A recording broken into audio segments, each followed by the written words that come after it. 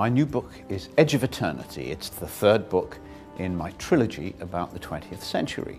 The first book, Fall of Giants, was about the First World War, Winter of the World about World War II, and Edge of Eternity is about the Cold War. At the beginning of the story, the grandchildren of my German family are living in Berlin, in the house where the family has lived all through the first two books. When one day in August 1961, a wall is built across the middle of the city, and Rebecca and Wally and Lily are on the wrong side of the wall. Their house is in East Berlin and they're trapped and they can't get out. And that wall symbolizes the way in the last half of the 20th century the world was divided in two. The granddaughter of my Russian family is a reporter for a Russian news agency, and she's in Cuba at the time of the Cuban Missile Crisis. And I remember this very vividly, although I was only a kid. We all went to sleep at night knowing that we might never wake up.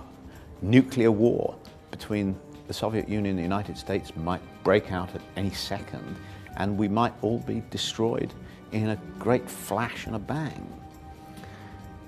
A lot of young people in those days invested their hopes in characters such as Robert Kennedy, Bobby Kennedy, and Martin Luther King, who were then assassinated, wiped out by a bullet. And the shock and disappointment of that was traumatic.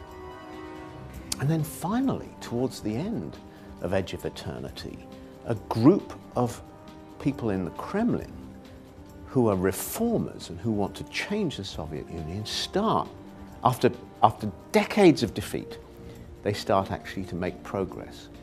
And the Soviet Union starts to change.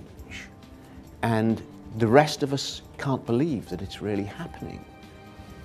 And the end of the book, that terrible wall which was built at the beginning, that wall that symbolizes the division of the world into two armed camps, is suddenly demolished, and people surge across from one side to the other. Families are reunited, and the Cold War is over.